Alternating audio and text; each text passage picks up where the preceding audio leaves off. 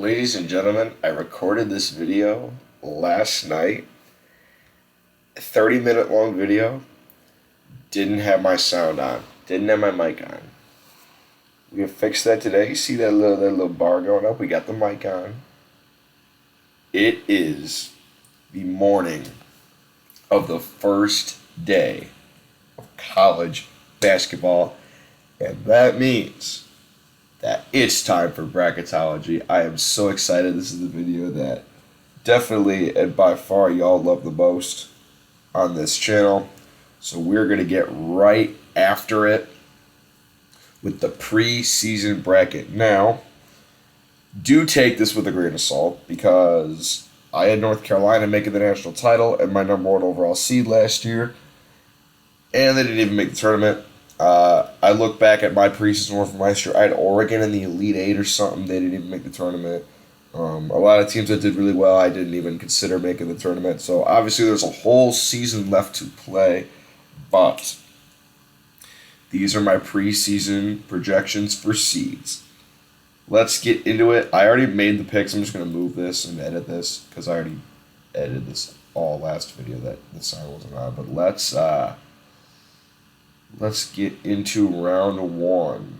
Let's start with this side. I'll discuss each team as we get down there. My computer is glitching very hard, but we'll get through this. All right. I have FAU as my number one overall seed. Here's why. I think, I'm not even kidding when I say this, I think they will go undefeated throughout the whole year. Not necessarily because they're the best team, which I do think they're. I think there are very few, if any, teams better than them. But they were a team that went 31-3 in the regular season last year. Swept everyone on their way to the Final Four, and were a buzzer beater away from playing it for a national title. And they had everybody back. This reminds me of that Wichita State team that was a 9 seed, made the Final Four, came back, had a pretty easy schedule, ran the table, won undefeated. They were the number one overall seed. That's how good I think FAU is. That's how good I think they are. They're a complete team. They're a tough team. They get after it on defense. They can do it all. They got a big 7-foot center. They got good guard play. They have everything you would want in a complete team. I think they will get this number one overall seed. Wisconsin, Xavier, these are two teams that, okay, so Wisconsin wasn't very good last year, but they have a lot of people back. Xavier was very good last year, but they lose a lot of people. So they're pretty even. This is pretty much a 50-50 game. I'm going to take Wisconsin. Kentucky, once again, they're led by a bunch of really top-rated recruits.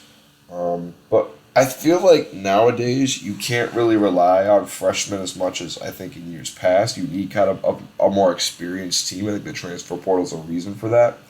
I think Kentucky will be good. I don't think they'll be top 3 or 4 seed good. I think 5 is where I have Kentucky. Texas, very good team last year, and they add Max Asmus, the guard from Oral Roberts, who's basically shooting from wherever he wants on the court. He can do it all, man. He can do it all. And he's going to be a great addition for Texas. I like them a lot going into this year. I think Texas will be a very good team. All right. If you guys don't know, I do go to IU. I will be at the game tomorrow again. So most people start their games today. Some people start tomorrow. IU starts tomorrow against Florida Gulf Coast. I will be at that game. I could talk for hours about IU because some people have them at like a 4 or 5 seed. Some people have them at an 8 or 9 seed. Some people have them as like a play-in team. I've seen people with IU not in the tournament at all. The jury is still out on whether or not they're going to be good because surface level you see, they lost Jalen Chafito and Trish Jackson Davis. Those were their 2 top leading scorers. They're going to be asked this year. And I get why people say that, but they added Mackenzie Mbaku, top 5 freshman recruit in the country. From what I've seen, this guy can ball. Added Kellel Ware, transfer from Oregon. In the 2 preseason games that I went to, he looked really good. 7'2", can shoot, lanky. Maybe needs to get a little bit bigger inside. He kind of lacks finishing under the rim, but still all-around complete player. Still have Trey Galloway back. They get a full season, hopefully, of Xavier Johnson, who broke his foot last year. He's a terrific defender. He's going to be a really good player. All in all, this is going to be, what I'm going to say is they have the potential to be better than last year because they don't have to rely on two people to do all the scoring. Or at least, I hope they don't have to rely on two people to do all the scoring. They can more evenly spread the ball out, and the opposing defenses won't have to suck onto two players. New Mexico also is going to be a very good team. They were a fringe tournament team last year. They retained a lot of people. They're a sleeper team that I feel like is flying under the radar. I'm going to take IU though, just because. Weber State, Miami. Miami. I feel like there's another team people are sleeping on because they lost Isaiah Wong, and yes, that's a big loss. Isaiah Wong was a stud last year for them. But they retained pretty much everyone else. Nigel Pack, I think, is poised for a great year. They got pretty much the whole band back besides Isaiah Wong. This is still going to be a very good, well-coached, highly offensive-driven Miami team. When it comes to the best team in the ACC, I think it's them or Duke. In my overall Power 40, I had Miami at 9, Duke at 10. I think Miami's a little bit better than Duke, in my humble opinion. St. John's, Iowa State. So St. John's is a big wild card this year. They're a big wild card because they get Rick Pitino as their coach. And Rick Pitino has brought in some transfers, but, pretty much an all-new team. The jury, I think, is still out on whether or not they're going to play well together. Iowa State, on the other hand, at least last year, they were a team that would go out and beat a team like a Kansas or a Baylor or a Houston, and then they would go out and lose to a team like Northwestern State or something. Iowa State is like a legit top 5, top 3 defense in terms of KenPom efficiency ratings. Offense kind of lag behind, but when you have a good defense, you could be in any game. These are two teams that are, I think, pretty good. I think Iowa State is a little bit better, and I think they're a little bit more known. So I'm going to take Iowa State here, but these are two teams that I think will be pretty good. Tennessee, I saw a stat. Tennessee has the most tournament wins or most tournament appearances, I can't remember which one it is, without a Final Four. They've never made the Final Four. So they have a lot of great players, and they add Dalton Knecht, so I think that's his name, transfer from Northern Colorado. This guy was averaging 20 points a game, and Tennessee actually played a preseason exhibition game against Michigan State, and that guy was looking really, really good. I think this is a true, big, complete Tennessee team. They're going to be really good. Watch out for them. Purdue. So Purdue's going to be a very good team this year. They retained, I think, pretty much everyone from their team that won the Big Ten last year, regular season and postseason in tournament. Zach Edey, Braden Smith, Fletcher Lawyer, they were basically Zach Edey is that team, and he can take over a game pretty much whenever he wants. When they played IU last year, the game at Assembly Hall, IU was winning 50-32 or something like that. They had a big lead, and Zach Edey basically carried him back by himself. That's how he can take over a game. But the story with Purdue, they're going to lose to a low-rated team in March. It doesn't matter who they play. They lost to North Texas. They lost to St. Peter's. They lost to Fairleigh Dickinson. I'm not picking them until they beat a lower-rated team. I'm just not doing it. They lost to a 16 seed last year. They don't know how to play in the postseason. They're a great team, great regular season team, great even Big Ten tournament team. Come March, they don't know how to do it, and I'm not picking them to win their game until they prove to me that they can. And I don't think that's an unfair thing to go after. Go Cats, Quinnipiac. Villanova. So Villanova is a team where they were implementing a new coach last year, and they kind of had a rough year. They got caught up by a lot of teams that were at the top of the Big East. They get another year to get some players under their belt, and they get some transfers in. I think they'll be fine. I'm taking Villanova. Arizona. I'm going to tell you right now why I think Arizona is overrated and won't be very good this year. And it is solely for the fact, first of all, they got upset by Princeton last year, so that's something. Solely for the fact they have Caleb Love on their team. Caleb Love is a ball hog. He shoots way too much. He is not a good team player. He is bad for the atmosphere of a team. I'm sorry, he is.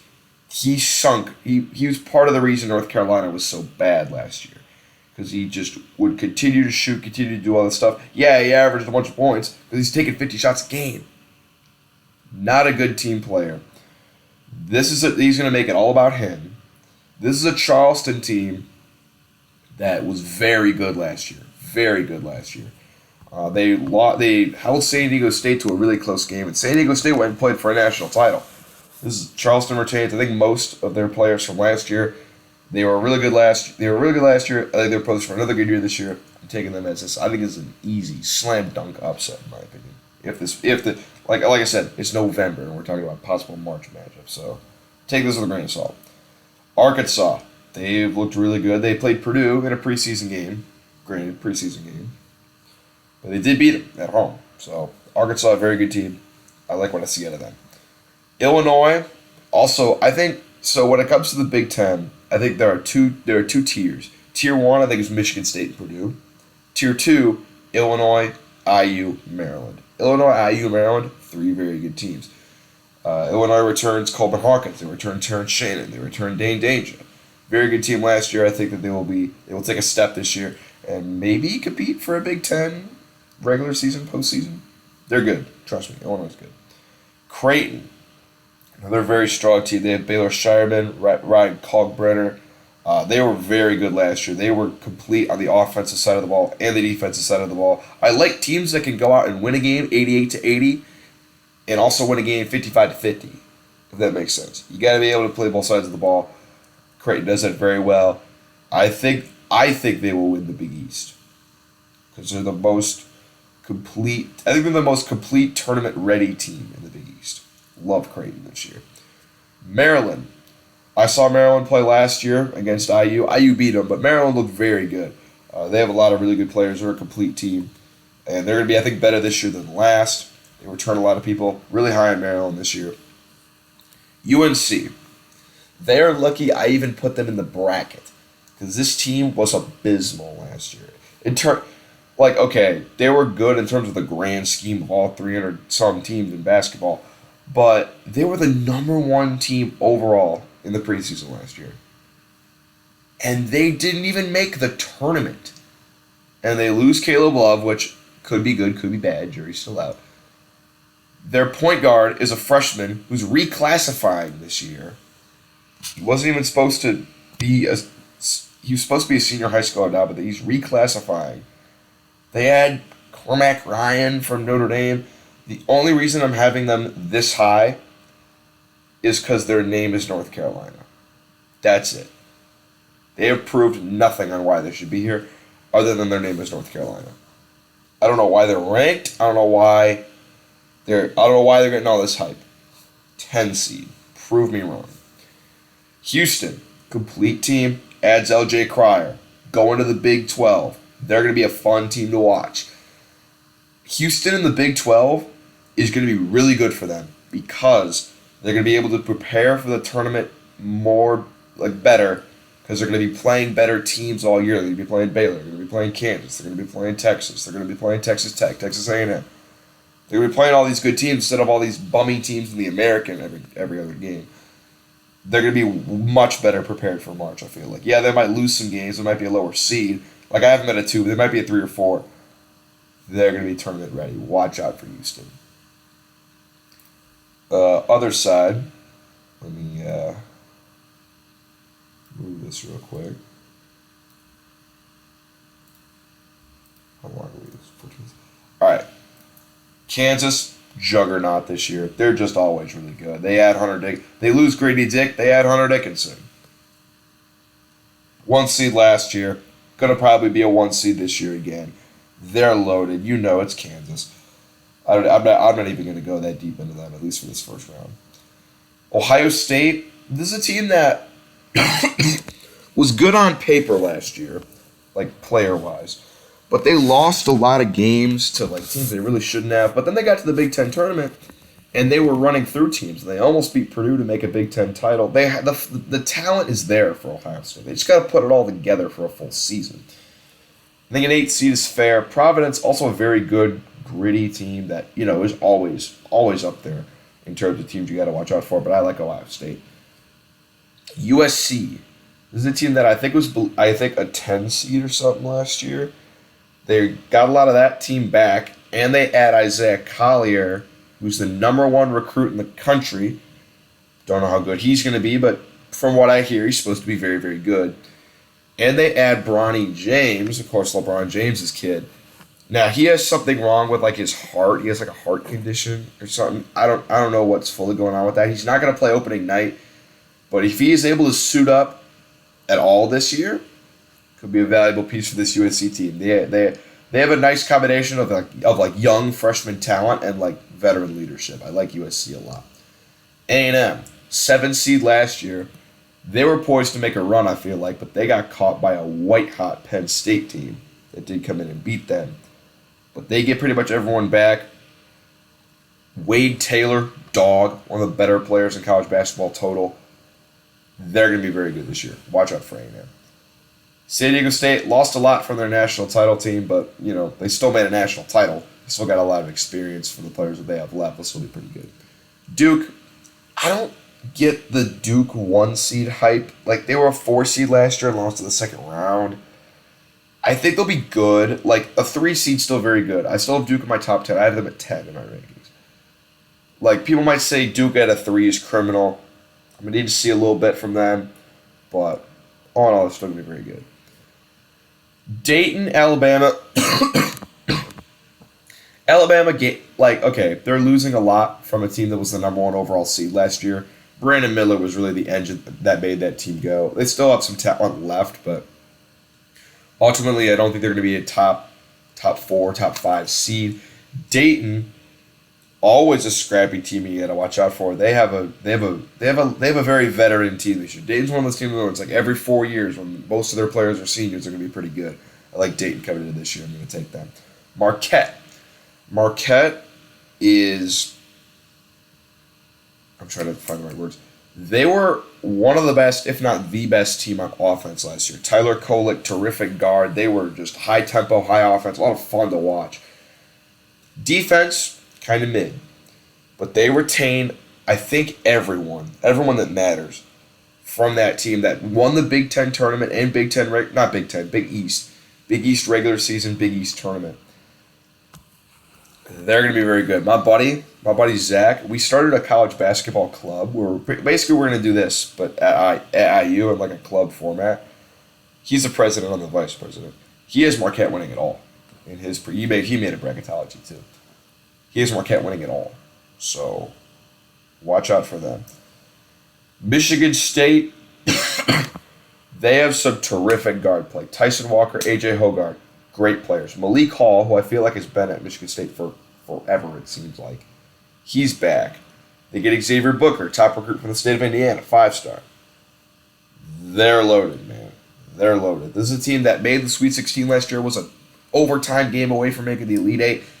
They get everyone back, they're going to be dangerous. I think they're the best team in the Big Ten going into this season. If I had to pick a team to win the Big Ten, it would be Michigan State.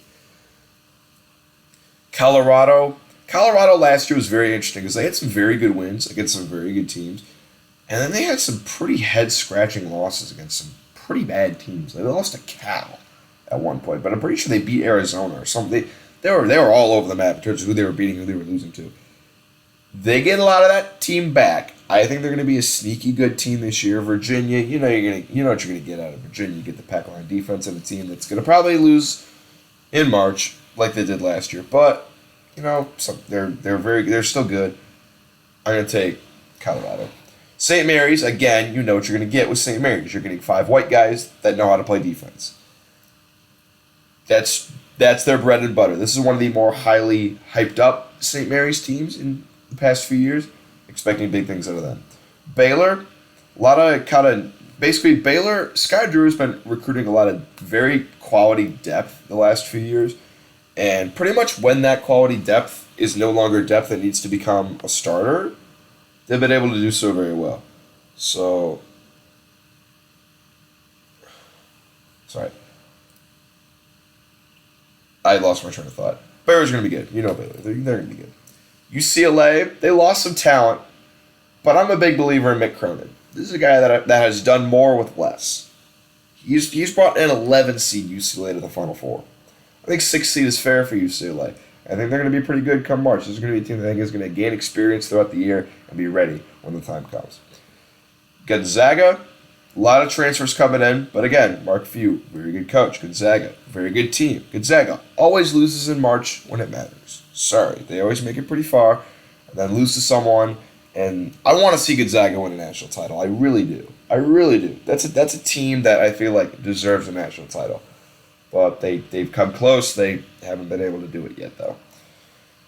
Northwestern, they retain Boo Buie, who I think is going to make a run at Big Ten Player of the Year. That guy has that guy's got that dog in him. Boo Buie does. Obviously, Zach Edey's a favorite for Big Ten Player of the Year and National Player of the Year.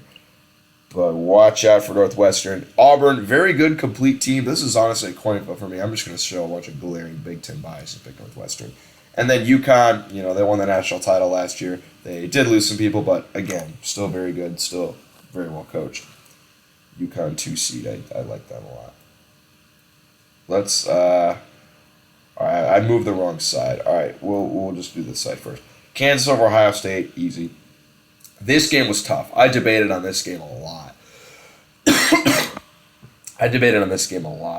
I ultimately went with A&M just because I feel like they're a little bit more experienced and a little bit more complete on both sides of the ball, but USC, probably better on offense. I don't know. Really close. I'm going to take A&M. I like both these teams a lot going into the year. Duke over San Diego State. Marquette over Dayton. I like Michigan State here. This was close. I like St. Mary's. People are hyping up St. Mary's. I think they're going to make a run of the West Coast and make a run of the tournament. St. Mary's, this could be their year. UCLA, Gonzaga, I'm taking UCLA. Every time these two play in the tournament, it's just a great game. Like, they had that one game in, like, the 90s or with Adam Morrison or early 2000s. I don't remember. I didn't watch that game. And then they had the Jalen Suggs half-court buzzer beater in the Final Four. And then the Sweet 16 last year, Julian Strawther's pulling up from deep after Amari Bailey's pulling. It was crazy. But UCLA's got to win one of these eventually. Mick Cronin is not going to be losing to Mark Few again. I like UCLA there. And then I will take UConn over Northwestern. Let's get to the other side. And I know I'm going to get so much hate for picking Quinnipiac out of spite, and I love it. Please send me hate in the comments for that. FAU over Wisconsin. Now, one thing I think could be a problem for FAU come March is they're not going to be playing very high-quality teams down the stretch like some of these other teams. Like Kentucky, where they beat Wichita State in the same kind of scenario. You know what I'm talking about. It was because Kentucky was playing high-quality teams all year. I don't think Wisconsin's good enough to do that to FAU, but that's just kind of a flaw, I think, with FAU. I'm picking IU just because revenge game. I don't want to lose to Miami again. I hope we don't have to play Miami again. And then I'm taking Texas over Kentucky just because of the experience factor. Tennessee over Iowa State, I think that's pretty easy. Villanova over Quinnipiac. And then Arkansas here, Creighton here, Houston. Creighton and Houston are great. Honestly, if I didn't have them in the same region, I would probably have them both going to the Final Four, if I'm being completely honest with you.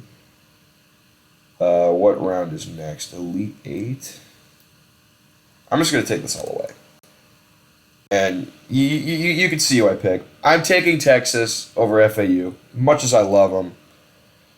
I think they're going to get beat by a high conference team come March. I just think that's what's going to happen. I would love to see them make a run at the Final Four. Ultimately, I'm going to have to take Texas here. Taking Tennessee because they're a very complete team. I think they're more complete than IU. Kadesh, Vescovi, they're full of studs. And I think that they make the Final Four. I think this is the Tennessee team that is good enough to make the Final Four. So I'm going to take that. Over here, Arkansas over Villanova. I literally debated on this game for so long. I'm taking Creighton, and I'm taking Creighton to go to the Final Four. Very great, complete team. They were so close last year. They're going to be better this year. Big fan of Creighton. Over here, I love A&M. I just couldn't bring myself to take them over Kansas. And the reason I'm taking Duke over Marquette, I need to see an improvement from Marquette's defense. I need to see a defensive improvement because they were ranked in the 40s last year in defensive efficiency. That's not bad. That's not good enough to make an Elite Eight Final Four. I'm going to take Duke. just because I think they're better on defense. Like I said, if Marquette can, all Marquette has to do for me to truly crown them is just improve that defensive efficiency this year. They're so good regardless. I just need a little bit better on defense. And I'm taking Kansas over Duke. And then over here, I take Michigan State over St. Mary's. I'm taking UConn. This was really close between UConn and Michigan State. The Big Ten is just cursed, man. The Big Ten can't get it done in March. UConn knows how to get it done in March. They're going to find a way to win this game, I feel like. Final four. And these are four teams that I'm really high. These are four really good, complete teams. I'm taking Creighton. I think this is their year. I think they can put it all together this year. They got length. They got size. They got guards. Give me Creighton. Here, Kansas. UConn won it last year. Kansas, I think, is going to win this game this year. And I'm just going to take Kansas in the preseason because that's the safe pick. That's just the safe pick is to take Kansas. And that might be boring. I probably won't end up doing that. If they're the number one overall... By the way, the number one overall seed has not won March Madness since 2013 when Louisville won it. I don't have Kansas as the number one overall seed. I have them over top. They're really good. I don't know if anyone's going to be able to beat them come March. We'll see. Jury is out on all these teams. The court is in session. It is time to judge these teams all year, watch some games, and see who ultimately is going to take the crown. I'm so excited. College basketball is back. I'm going to be at the IU game Tuesday. I love y'all. I'll see you around.